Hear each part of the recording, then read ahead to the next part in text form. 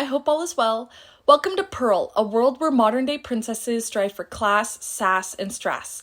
I'm your host, Victoria, and today's episode is on how I picked my career, plus tips on how to get your life together.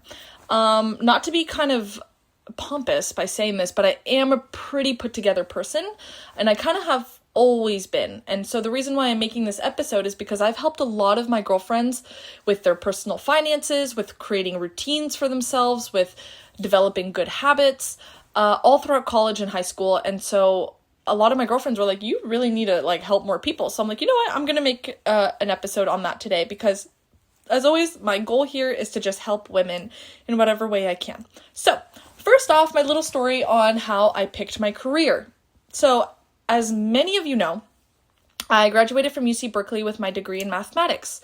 And in one of my, I think, YouTube videos, I was sharing how I wanted to go into finance. And I still do. That would be an amazing opportunity, mainly for wealth management. We'll see.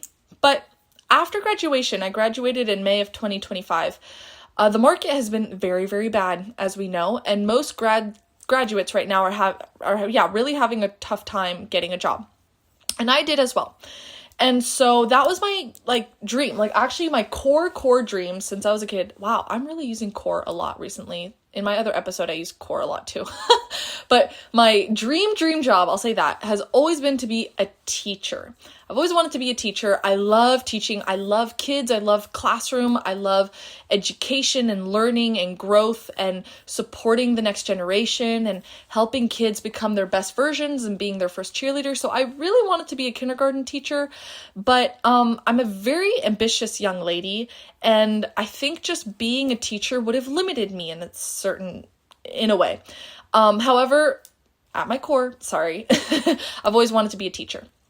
But then I was like, okay, I think I want to be a little more aggressive in my career. I'm already doing so much. I was in college. I was doing a lot. There were a lot of projects and things that I was on top of. I wasn't just a student. I've never just been a student. I've always been doing at least 4 to 5 different side projects. If not my YouTube or my podcasting, then my running club. I actually ran a running club. If not that, then my other hobbies. If not that, a bunch of stuff, learning new languages, all that kind of stuff. So all of this is to say, I wanted to be a little more aggressive in my career, especially since, I'm healthy and I'm able and I live in a very grindy area. I live in the San Francisco Bay Area. I'm like, I need to go, Let's see what I can accomplish. So because I was having a difficult time finding my financial job, should I say, I was like, you know what, Victoria, you've been a mathematics tutor forever. I think I started when I was 15 or 16. You've been really good at it. The feedback from these families is crazy. You've been every week I had 5 to 10 families that I was tutoring for, and it was just growing and growing and growing. So I graduated from college and I took 2 months off and went to Europe. And my girlfriends and I were sitting outside at a cafe in France, actually, in my family's hometown, because we have a place in the south of France. And we were talking at this cafe, and one of these girlfriends is actually already a business owner and extremely successful. And I was like, I've had this idea for a bit now to have a tutoring business, mainly where I have X, Y, and Z, as my brand. I don't want to really share it here, but I had these criteria and I had this image and this brand that I was going for. And it was circling my brain actually for 6 months while I was in college, maybe 6 months to a year, and it just wouldn't go. And I was like, I really think I could do this. And honestly, why not? The demand for my tutoring is getting so high. I can't keep up with it. I need to start hiring other tutors. And my dream for these other tutors is this thing I'm not going to share. And I could totally train them and build my tutoring business. And so my girlfriend, she helped me. And, of course I was so afraid of starting because I'm like, how do I become an LLC? How do I, get all the paperwork done? How do I do the accounting? How do I, whatever. But I was like, you know what? I'm not going to let that stop me from actually starting something. I've always been a starter. I'm not really afraid of starting. This has been probably the biggest project I've done, starting a legitimate business over starting a young adults group at my church, which I did, or starting my run club, which I did, starting to learn piano, which I did. This was because now I'm dealing with the IRS, I'm dealing with the government, I'm, dealing with the state, I'm dealing with my city, getting the permits and everything. So it was a lot, but I was like, you know what? if anybody can hecking do it, it's me. And I'm not kidding. Like, I can do it. So I started my tutoring business, and I told myself, I was like, okay, you are going to have until whenever it was. I gave myself a date because it was spinning in my head and I wasn't taking initiative. So I was like, if I force myself to have a launch date, then I know that that will force me to get moving with the process and figuring it out. So I went through it. I probably sounded like an idiot at the bank saying, what is a business credit card? How does this work? What is a business checking account? How does money moving between my personal and business checking like work? And they gave me the spiel and whatever. But so I learned and I kept going. So now I've been in my business now for 5 months and it's grown unbelievably so, but very sustainably, which I'm very happy about. I have 3 tutors now that I've hired, wonderful young people. I think we're all in our 20s. So it's so fun having a young adult experience. I guess this is like my startup. I don't know. And just having young people in this space where we can try and help the next generation of kids succeed beyond imagine. So not only do we offer tutoring for regular, STEM subjects, humanities, whatever, but now we've been able to branch into SAT/ACT prep and college application help. So it's been unbelievable. We have close to 30 kids in the program now, and it's only been month 5. So that's how I started my career, honestly. Like, it was very much like I don't want to say desperate because I'm never desperate for work, but like, I'm not desperate I was actually. I'll say desperate, but like in a positive way. Like, I was wanting to work and I just couldn't really get that on my own just from the markets. Even though I was connecting with very high up financial people, should I say, there were no openings. They all thought I would be great for it, but there were no openings, unfortunately. So I was like, you know what? I'm going to pull myself up by the bootstraps and start this. And it's been great. It's been unbelievable. I might even do an episode on the numbers and stuff because I'm now really reaping the benefits of that grind period that I gave myself where I forced myself to launch by a certain date. I grinded like crazy to like cover all my bases, and now it's really, really paying off. So if anybody wants an episode on like how I started, what the process is, I'm still learning. I don't know everything. I still sound dumb sometimes when asking people like high up, like already established business owners what they do. But basically that was my journey. So now here I am at 23 as a business owner, LLC. I have 3, technically they're contractors, they're independent contractors, but I say employees because it's easier. Like, it's easier on the mouth. I don't know. But technically they're contractors. So, 1099. So it's been wonderful learning all about taxes and all that. So now, why did I want to share this? Because I really want to help girls kind of find their path and their niche thing and how to get their life together. Because I really don't think I've ever really lacked when it came to vision and focus and discipline. And so I want to just be able to give that to young women. So first thing, oh my gosh, this is my favorite. For anybody who's like directionless or they don't really know where they're going or they're kind of insecure and they feel like they can't become big, that was me, by the way. Like, I was very insecure in high school and I was like, who am I? Although deep down, I knew there was something in me that would set me apart from other people. And it was like my work ethic, honestly, and my discipline and my ambition and my focus. But I still was like, oh, but I'm not the prettiest. Oh, but I'm not the skinniest. Like, how am I going to become big? I don't know anything about, business or finances or whatever. Like, who am I? So this is where I'm so excited to say this. This is where you have a goal. Start with a goal. Now, if let's say, to be completely honest with you, if you're like a low, what's it called? Minimum wage worker. I don't know why I forgot the terminology for that. If you're like a minimum wage worker and you're trying to get to like $100 million business in 2-3 years, okay, that's very big. Like, obviously shoot for the stars. Like, this is America. You can do whatever you want. But if you're coming from that experience of maybe like not making a lot, you don't have your life in order, you might be unhealthy. I'm kind of thinking of like the average like basement boy kind of, very disheveled, very unhygienic, insecure in their body, not very healthy, kind of gray look to you. I don't know. Do you know what I'm talking about? Like the one who like maybe works at a coffee shop or something. I don't know. If you're that type of person, your goal should not be to like make $100 million in the next year or two, because you don't even know anything about business. Like, you're like in the negative steps. Like, you're step -4. We need to get you to literally just a bare a baseline of like step 0, like clean slate, where you're standing on your own 2 feet and then you can go forward. But if you're in those negative steps kind of thing, your goal should be, let me read 2 business books by the end of the month. Or how can I, or like what goal could I have that's tangible, doable, and easy and like good to start with. For me, that was it. Like I was just watching a billion YouTube videos on personal finances, how to invest, how to save, what is budgeting, what is income, what is cash flow, what does it mean to live below your means, X, Y, and Z. And I learned all of those things from myself as an insecure basement boy, I guess, like when I was 17, 18, but it starts to compound slowly but surely. So have a tangible goal that you can for sure reach. Again, very, very slim to like go for $100 million portfolio in 2 years from like 0 to 100. But maybe your next goal could be, oh, let's see if I can start just making $200 more a month or $20 more a week or whatever it is. Have a tangible goal. Now, why? Why do we want to start with this? Because now this gives your life direction, focus, and purpose.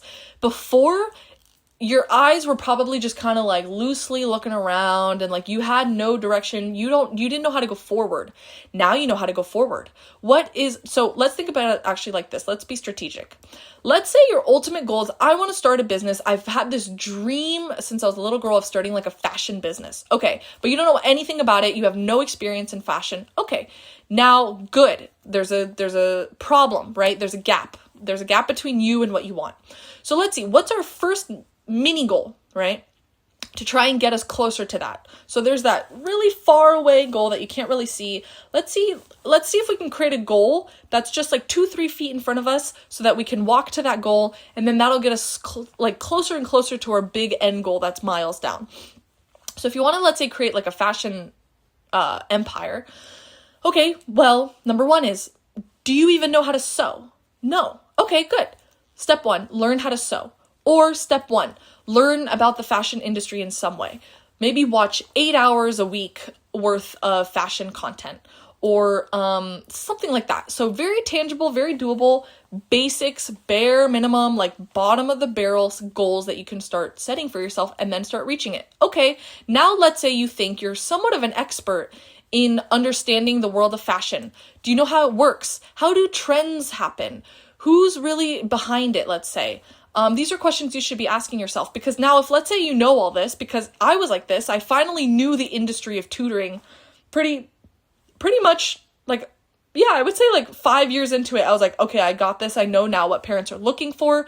I know when I'm not successful with like sticking with a family, if a family wants to keep me, which most families did. But anyway, so I knew my industry very well. So know your industry very well, or wherever you want to go, whatever. Like if you want to do an Ironman, if maybe that's your goal, it's like a physical goal and not like a career goal. Okay, then how does an Ironman work? What are the mileages for each of the sports, like the running, water, whatever? Like figure out what it is that you're going into. What is the world of the thing that you're trying to get into? Okay, once you become a quote unquote expert and you know your industry, see what's a tangible thing you can do. Okay, so then my next goal is, how can I make $100? Oh, sorry. How can I make $100 this month on fashion? Like, how can I sell a really simple skirt? Let's see if I can go around in my neighborhood and sell a simple skirt. Let's start hustling. Oh my gosh. Okay. I went around, I created this cute one sample purple skirt, let's say, and I went to 50 different neighbors and none of them bought it. So that's telling me, that's good. That's feedback. That's telling me this style or this color or this cut or this fabric is not working out. I need to go back to the drawing board and start my new goal. Okay, let's see if I can create a new skirt or a new thing and let's see if it sells. Oh, okay. I actually created the exact same skirt, just pink. And now I've had 3 sales out of the 50 that I talked to, let's say. Okay, that's pretty good feedback. Do that math of figuring out what 3 over 50 is. What would that be, like 0.04 or something like that? I don't know. Okay, so then that's like that's like a 4%, I guess, return, whatever. So figure out the numbers, start doing more goals. Oh, okay, let's see. Okay, so now I sold 3 out of 50. How can I make it 6 out of 50? So let me tweak my skirt and try in the next month to sell 6 out of 50, 8 out of 50. Okay, let's see if I can maybe create another like product, or let's say, what would you call it? Like clothing thing, and then keep going from there. And that's how you're going to grow. That's at least what I've been doing with my tutoring, is I learn my industry like the back of my hand. I know what these parents want. I know what these kids need. And I also knew that they wanted a very highly credentialed person. And that's why I also like grinded to get to UC Berkeley, because I knew the moment I went to Berkeley and I got my math degree, I was set for life. Because if let's say my tutoring business, flops, I don't know, I can always go to the markets, if you will, and go into some other industry, accounting, finances, literally anything. I could do whatever I want. So start with your goal. And goals are also amazing. Why? Because you are going to grow so much. This is where growth happens. You're going to learn so much about yourself. You're going to learn about the world of getting better and self-improvement. Like, the 1% really all think the same. I'm not going to lie. Like, it's a small sphere that has so much clarity in themselves and like in their world, that once you're able to try and climb into that, it's unbelievable. Like the epiphanies you're going to have. You're just going to see the world differently. You're going to see how things work. You might even have more empathy towards the 1% and seeing, oh, these aren't just like money sucking, like evil villains. Like these are actually just normal people who just have insane work ethics and stuff. So just even having goals as basic as, like we were saying, bottom of the barrel, like just even reading step 1, reading a book of fashion or whatever, is going to unlock a lot. You're going to learn about yourself. Again, you're going to learn about the world. You're going to learn about successful people, the successful world. You're going to learn about relationships and how people think, operate, all that kind of stuff. You're also going to really learn more about yourself and your capabilities. Oh my gosh, I just read a book. I haven't read a book in 5 years, and yet here I am with the goal to read a book by the end of the month about fashion, and I read a book about fashion. What else can't I do? And you're going to slowly start to develop these habits. It's really hard to go from 0 to 100 is what I'm saying. So you want to make it sustainable for you to get to where you eventually want to go. Because like I was saying with that trajectory, like that example of like how you would build your fashion empire, you're slowly but surely getting closer to your goal, which was originally miles away. But each new goal that you set, like a mini goal, a micro goal that you set, it gets you a foot closer. It gets you 2 feet closer. It gets you, half a mile closer. And then that slow development of yourself, adding more habits, being more disciplined, is such a sustainable path towards a very steady success rate at the end. What do I mean by this? You're probably like, what are you talking about? Like, your wording here is really bad, and I'm sure I'm not really explaining it well. Let's say you wanted to make the $100 million fashion empire, right? If you did that in 2 years, I would be very skeptical if that could actually hold up for more than 5 years. But if you really grinded through for about like 7 to 10 years, slowly but surely from the bottom to the top, I would not be surprised if at the end of your 10 years and you start your fashion empire, that just completely takes off. Because now you trained yourself. This was 10 years of training on your habits, on your development, on your education, on your finances, on whatever that got you to your financial empire that you can now live sustainably and keep living and possibly exponentially growing. Whereas again, if somebody makes $100 million in 2 years, or whatever it is, their empire in 2 years, which one, I don't even know how somebody could do that. That's either luck or actually I think it's just luck. Then I would be surprised to not see it like tank. Like, it'd be very hard to keep it consistently going up. That's all I'm saying. And yeah, like I was saying, you're going to learn more about life, the world, people. It's such an amazing journey when you just have goals and you start picking at yourself to see what you are capable of achieving. That's what's going on here. Like, I was some chunko uggo when I was a kid, and then here I am at 23. I lost the weight. I have and I'm going to talk about this in another episode, I have a net worth now of like 100K. I'm in escrow for my first 2-bedroom apartment, or my first apartment, a condo, 2-bedroom, 2-bath. I am building a business that's now basically making 5 figures a month. I have wonderful friends. I have wonderful people in my life. Like, I built my dream life, and all because of the advice that I'm giving you guys right now. I'm not even kidding. Start small, but keep it steady. If you make your goals way too big in the beginning, you're not going to have a steady, consistent discipline towards them. You're going to go hot and cold, and that's not going to gain success.